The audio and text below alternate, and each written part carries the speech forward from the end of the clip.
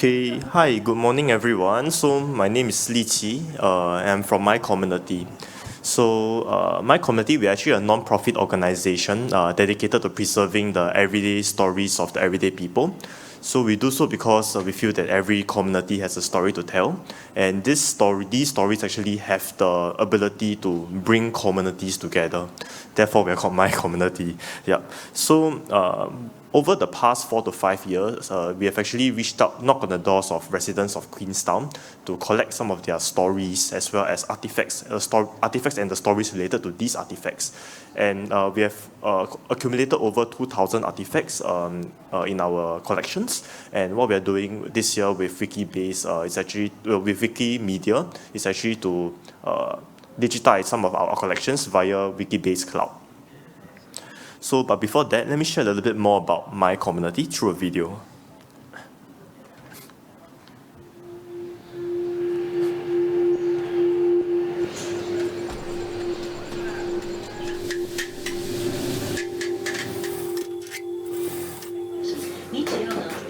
我86年做到现在33年。我们是从1964年那个时候开始做起，一直到现在。Been working here for the past 18 years. I've been here 20 years, so many of the memories I have. 我也不知道怎么样过的，就是过了这么久，在这里。你看他们小孩子长大结婚还回来找安哥，老邻居了嘛，朋友了。看到不管马来人也好，印度人也好，华人也好，这样就是说全部都可以沟通啊。Some of them are customer become friends also 啦。现在外面都很多面包店啊，是现在的年轻人是讲究新款先进，我们这种传统的是我们这种老一辈子的人才会知道，现在年轻人都不会。以前呢，就是说那些人就好像自己人这样，整家人有说有笑。那么现在是会觉得没有那种生气啊，所以会觉得很可惜咯。就是说，感觉到那个社会的变迁就是这样子咯。我们这个行业就是会走进历史。传统的东西，我们老一辈子啊没有做，没有接班人就是退休了，就没有了，失传了。Singapore has been progressing too fast, so we also forget that where we come from.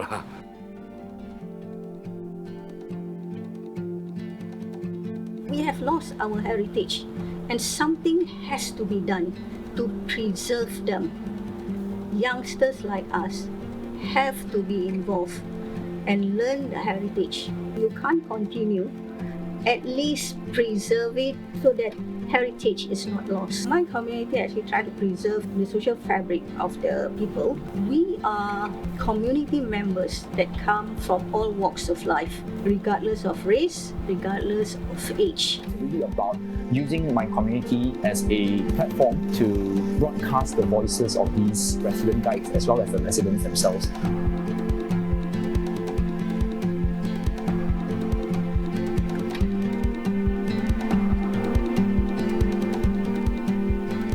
I think it's good to have that anchor in the past to be able to launch on into the future in the right way.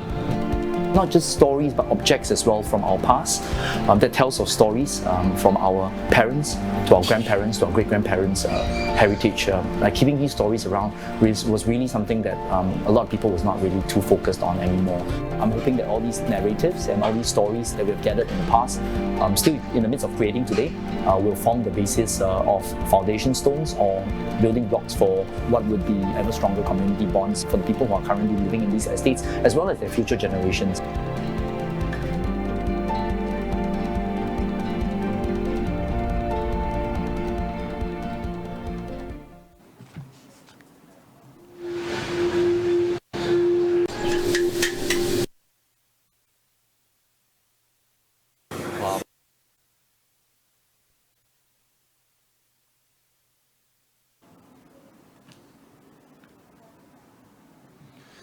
Okay, so yeah, hope you enjoyed the video. So yeah, thank you. So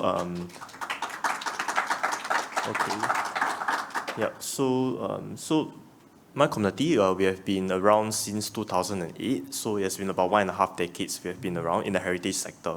And for us, we believe that in a little unconventional approach to heritage, which is all heritage is intangible.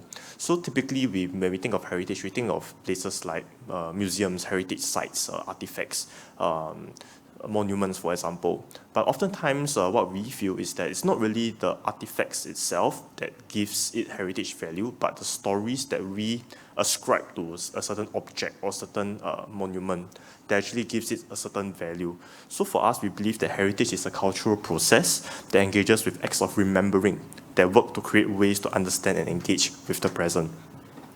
So what we believe is actually taking some of these stories and converting it into performances, what we call heritage performances. It could be in the form of a tour. So for example, a resident could bring you around his or her community to share more about what are his or her favorite places to eat, favorite places to meet with people. So that we feel is a process, and actually through organizing these performances, it offers opportunities to create and recreate their own identities and narratives about the meaning of the past for the present. And lastly, heritage is emotional. So it is something that helps us form our own identity. It's something that's very intimate, personal to us, and sense of place in the present. So overall, our vision is to preserve the common people story for our collective memory. So we do this in three ways. So first, we chronicle and narrate the endearing story of the common people. So we actually go knocking on doors of residents, shopkeepers, and actually organize oral history interviews with them to learn more about what they do, what they enjoy about the neighborhood, their relationships forged with their communities. Then, what we take with these material, these stories, we actually convert them into community museums, tours, neighborhood festivals, because we wish to actually celebrate and share some of these everyday stories with the people in the community. So through these stories, we realize that more and more people come together, and we hope to, through this process, encourage a champion greater community involvement in our cultural planning and management. So these are just some of our numbers. So over the past 4 to 5 years, we have knocked on over 1,600 doors. These numbers are still increasing. We have also organized more than 1,500 tours and programs, as well as collected over 2,225 artifacts, photos, and objects. So what My Community does, so just a little bit more about our portfolio. So we organize community-based research and documentation. So community-based research and documentation involves actually, it's a collaborative process between members of the public. So the research, so all partners in the process actually share decision-making roles and contribute to knowledge creation in order to enhance understanding of a particular phenomenon or a certain area. So in this case, we don't really have knowledge experts. We actually involve the community in deciding what to actually include in the publication, for example. So one publication we have done is From Cradle to Grave. So this book actually documents the stories, the life cycle story, the stories of members from all 10 official religions in Singapore, to actually learn more about what are some of their stories related to childbirth, baptism, adolescenthood, courtships, weddings, funerals. So it's really a whole life cycle. Your life cycle, what do you do in your life? So similarly, we also have another book called My Little Singapore, where we actually document the stories of minority groups in Singapore, how they adapted to life in Singapore, as well as how they made Singapore their second home.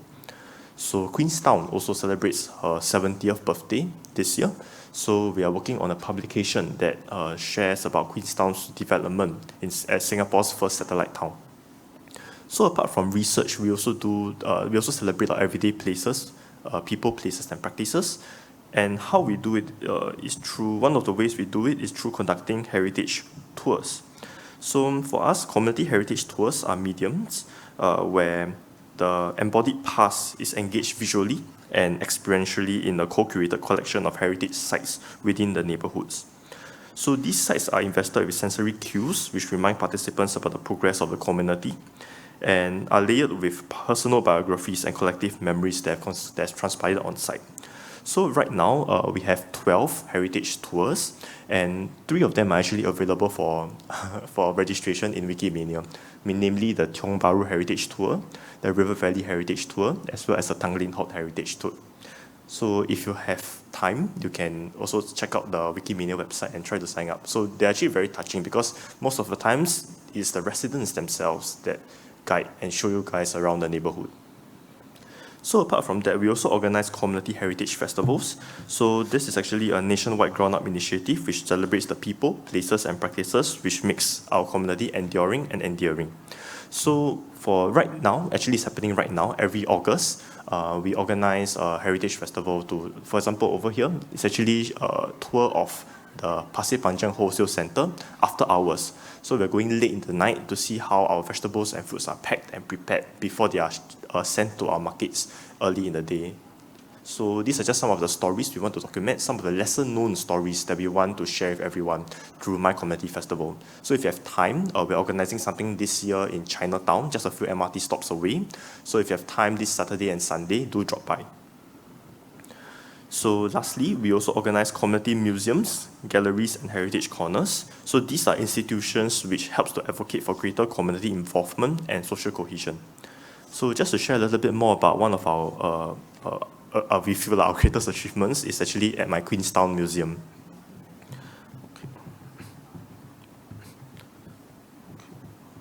Okay, so community museums actually serve as important anchors for localized memories where members of the community interpret, negotiate, and form their identities and social networks. So the idea of a collaborative cultural space in Singapore's first satellite town, at Queenstown, was first mooted more than a decade ago, where the town centre was undergoing massive redevelopment. So sacred sites like the hawker centres, the prison there, and the cinema and bowling alley were progressively dismantled. So the uprooting and relocation of long-term residents also alter neighbour-to-neighbour interactions and reduce the cohesiveness of the community. So nestled in a modest shop house within the historic Tanglin Halt estate, My Queenstown Museum chronicles the town's past through its treasure trove of old photographs and objects. The shop house is Singapore's first independent community museum where residents take the front seat in the planning and negotiation with state agencies, co-curating the programs and exhibitions, and managing the day-to-day operations and funding of the space. So our objectives of this museum is as follows. It's a repository of social memories in Queenstown. It recognizes, reinforces, and reaffirms the people, places, and practices which make Queenstown Queenstown, and it connects people to the social networks in the community. So for this project, we actually involve everybody. Actually, for any project, we involve everybody. So residents, community stakeholders, government bodies, contractors, and My Community. And within My Community itself, we have many teams, many people, our volunteers who actually support us in this role. So just to share a little bit more about our teams. So our cultural mapping team actually is involved in collecting stories and mapping the social networks in the community. So what they do is actually they're the ones knocking on the doors, befriending with the residents, and engaging oral history interviews with them. So sometimes while speaking with them, they will, I have a certain photo about this place 10 years ago. Then they'll show us, then, okay, we want it. So that's how we do artifact collection as well, and mapping social networks. The community archives team, so we actually have two of our volunteers here today, Emma and Siu Chin. So if any questions, feel free to ask us later. So they're actually a critical part to ensure that our museum's range of artifacts are preserved and well documented. So our archives team role is actually to organize artifact collection drives, catalog artifacts, engage in oral history interviews with residents, digitize our archives, as well as to store, so to make sure that they are well stored. Our community design team actually takes the step to takes feedback from the community members and seeks input everything from exhibition planning to design considerations. So apart from making sure that they follow our regulations in Singapore, we also the team also helps to reach out to the community to build consensus of what are the concepts, the style of the narrative of the museum, and to actually ideate, to prototype, and to install the museum. And lastly, our community museum team actually helps to organize events, to run the day-to-day operations and organize events to bring people together at the museum. So as you can see, people actually form the heart at My Community. So for volunteers, we actually to make sure that our volunteers are empowered to do these things, we actually organize regular capacity building workshops such as oral history interview workshops, exhibition and curation workshops, and many more. So this ensures that our volunteers are well taken care of, and we can work on this. Everyone is actually working in this together. So right now, the museum is currently closed due to redevelopment works, which I'll share later. But you can see some of the sentiments of the people who have, who live in Queenstown and have visited the place. So now going to the bulk of today, so actually community archives. So what are community archives? So archives, I'm sure everyone's familiar with that, but community archives are, the word community, so actually it makes it, okay, one moment. So community archives are archives actually created and preserved by individuals and community groups who desire to document their cultural heritage based on shared experiences, interests, and/or identities. So let's say you're interested in a particular football club, then this community would collect everything related to that football club. And this is actually a very informal kind of process. And oftentimes, this is done without the traditional intervention of formally trained archivists, historians, and librarians. So the objective of a community museum is as follows, is to ensure that our artifacts and objects have a place where they can call home to be passed down for generations to come. It is also somewhere where residents must be able to access, so the participation in the archival process must be simple, accessible, yet professional. So it must be community-centric, so as to imbue a stake in the archives. It must also be financially sustainable.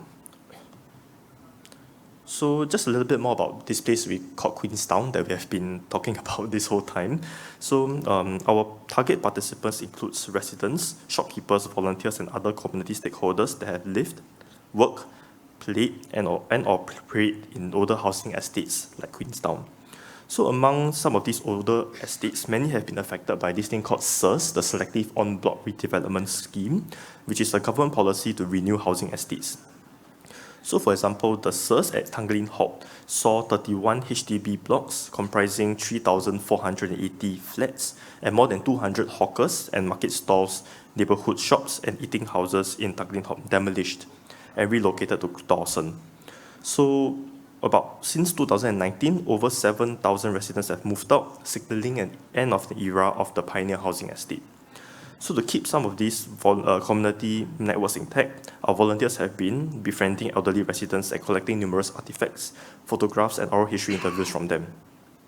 So besides using these objects for a community museum, these items are also used as icebreakers for residents to remember about the past and bond with one another.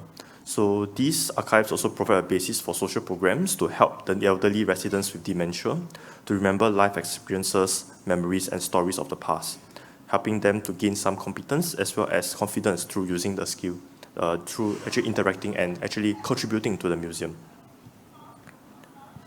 So we collect many objects, but mainly they are about Queenstown. So these are just some of the range of objects that we collect. And here are some examples of artifacts that we have collected. So we have started to actually upload some of these onto Wikimedia Commons. And just how do we collect these artifacts? So there are actually 4 ways which we collect. So number one, we actually go door to door to befriend elderly residents in Queenstown once every fortnight. So these residents bond with our volunteer cultural mappers through the recollection and discussion about Queenstown's history and heritage. So occasionally they will share some photographs, some objects about Queenstown, and then they'll donate it to us. Another way we collect artifacts is through artifact collection drives. So posters and flyers will be distributed to residents to encourage them to participate in the collection drive. Other ways involve walk-in donations when our museum was still active, and residents can also donate artifacts through email. So most importantly, as we want to imbue a stake in the archives, it's a collaborative process whether an object actually is accepted into the archives. So what we usually do is before the objects are ascension, they are assessed for its cultural significance by 5 or more residents and volunteers. So this actually helps to build consciousness and empowers them to decide whether to collect the artifact on behalf of the community based on these 5 values: geographical, historical, social, aesthetic, rarity, and representativeness. So these are all put on a 5-point scale, and only if the average of all, the sum of all 6 categories add up is above a certain number, then we'll accept the artifact. So everyone has a veto also. You can just put 0, and then that will not be added into the artifact because you will never reach above that certain number. So we also do release forms as well as an object report so that everything's well documented. So right now, everything's on Excel, and we are slowly experimenting. We have experimented with other platforms for databases, and we have decided on Wiki-based cloud for now to actually document, upload everything. So in addition to collecting, we also organize oral history interviews to collect their stories related to the artifacts, as well as manage and maintaining the artifacts in the storage. So community archives in Singapore, so just a little bit more about what we have done so far in our Wiki-based cloud project. So right now, why are we doing this is because the current state of archives in Singapore is not very, it's a bit worrying. So currently in Singapore, our national archives tend to document the experiences of influential and powerful figures. So the stories and memories of the everyday people are often underrepresented. So youths often find it hard to relate to these experiences, giving rise to an increasingly historically disengaged younger population. So there's been a growing demand for heritage spaces and events in the past 15 years, yet Singapore only has one community archives maintained by us at this moment. So current challenges to maintaining archives is that things like Excel, they are useful, but once you have over 2,000 artifacts, they are incredibly hard to use. And front-end navigation is always not user-friendly, and over time, it becomes very laborious, especially for the less tech-savvy volunteers. So most of our artifacts come from residents, and these often involve sensitive information, which we are also seeing how we can properly present, as well as maintaining a physical space for the artifacts is very expensive. So overall, what we want to do is to create a scalable and accessible collections management system, a user-friendly website for everyone to access our community archives, and to organize capacity building workshops and outreach workshops to actually empower the residents and volunteers to know how to use it, to know how to upload these artifacts, and to make it more sustainable. So as again, we involve everybody, and we do it in a few ways, which I'll go through very quickly. So first, we actually recruit volunteers. We actually try to understand and empathize with what are some of the resources we have, what are some of the objectives that everyone have. So this is actually so that we can build greater ownership and also facilitate skills transfer early. Then we actually review similar projects, past Wikimedia projects, so that we can actually establish some of the best practices. So the reason why we actually, how many of you are familiar with Wiki-based cloud? Wiki-based. So how many of you are familiar with Wiki-based? Just Wiki-based itself. Okay, great. So Wiki-based cloud is actually a cloud-based platform provided by Wikimedia Deutschland, that hosts instances of Wiki-based. So we adopted this because it's actually very easy to use. You do not need programming or technical knowledge in order to upload something onto the archives. So this makes it something that's accessible to the everyday residents, the everyday community members, regardless of your skill, regardless of your age, regardless of your background. So currently, we are developing our first Wiki-based cloud instance based off 100 artifacts. So I can just briefly show you guys what we have done so far. So appreciate you guys also, if you have any feedback, you can let us know as well. So this is our current Wiki-based cloud platform. So we have uploaded quite a number of artifacts. So for example, if I'm interested in looking at vinyl records, for example, I can just do a quick search.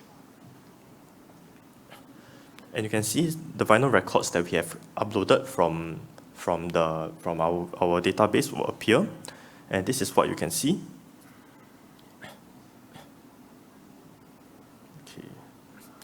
Yep, so when we actually go into the individual artifacts, you can actually see the various statements. So what is its essential number, its subject category, its year of production, for example, and so on and so forth. So let me just take a look at another one.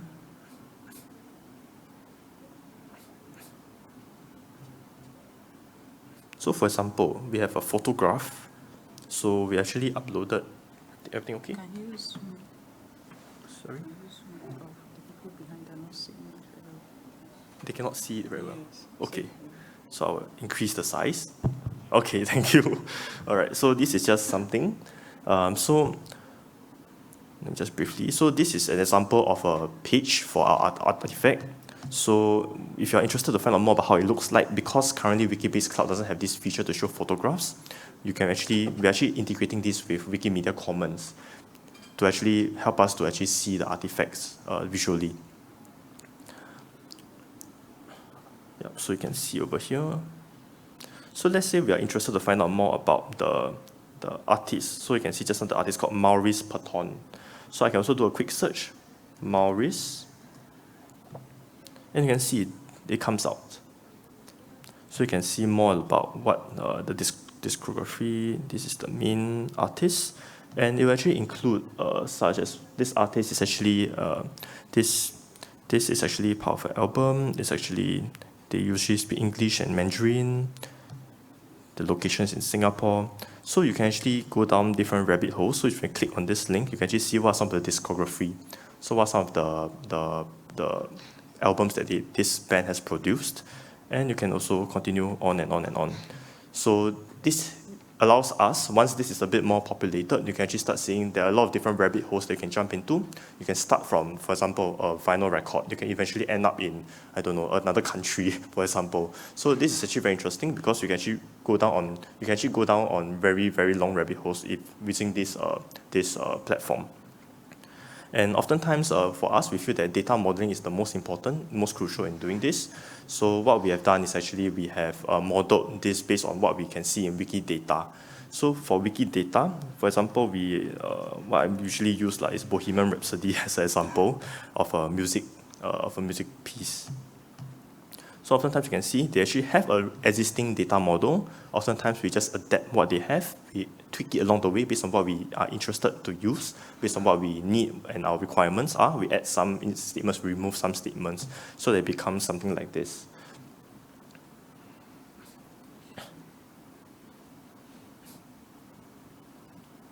Okay, so yeah, just briefly, I've mentioned this. So I've mentioned this as well. So we try to maximize the search function by placing important details like extension numbers and keywords in the main description. So this is a feature that we feel that a strategy that helped in a lot of searching for a lot of our key terms. So that's phase one. Phase two is really to actually organize focus group discussions, bringing people together so that everyone can build a consensus of what they want before actually building a wireframe for our website and further developing the backend of the archives. So based on this earlier web design, we will actually prototype a website. We will start uploading all these artifacts in batches, starting from physical artifacts, then photographs, followed by publications and documents, then oral history interviews. So we arrange it this way because we realized that different kinds of artifacts require different kinds, so different wikis, for example, to upload. So for example, publications and documents, how can we actually scan out the words in the document so that it's accessible for different languages, for example. And for oral history interviews, how do we transcribe and actually take this information that's easily searchable, for example. So these are some of the challenges we are currently thinking about, and we are hoping to address these over the next 2 years or so. So hopefully we'll launch this by mid next year, the first iteration of the website. And yeah, so we hope to, so just to conclude, so this will be a sustained kind of effort. As you mentioned, we want the same objectives apply. So for posterity, when My Queenstown Museum opens in 2023, we hope to have a dedicated space for residents to come together monthly and bi-monthly for regular programs, seminars, and workshops. So also, we want to remain committed to maintaining a digital archive that's accessible, secure, and transparent. So we'll continue to collect information on website traffic and user experiences to work with Wikimedia and our web developer to ensure that the website is good for people of different backgrounds. Also, we want it to be community-centric, so we'll continue to engage with the Wikimedia community to hope that these exchanges will inspire more community collections to grow in Singapore beyond just Queenstown. So maybe this same platform, this same model can actually inspire similar collections to sprout out in different neighborhoods in Singapore. Yep, so this is what. So overall, we hope that this exciting opportunity to develop Singapore's first free, inclusive, scalable, and financially sustainable community archives would come to fruition over the next 2 years or so. And by leveraging the power of Wikidata and Wikibase, we hope to ensure that the archives is both scalable, accessible, and inclusive, allowing us to capture the diverse range of voices and perspectives within our community. So yeah, thank you so much for your time. So if you have any questions, you can look for me. I think we're out of time, so if you have any questions, feel free to come look for me after this. All right, thank you so much.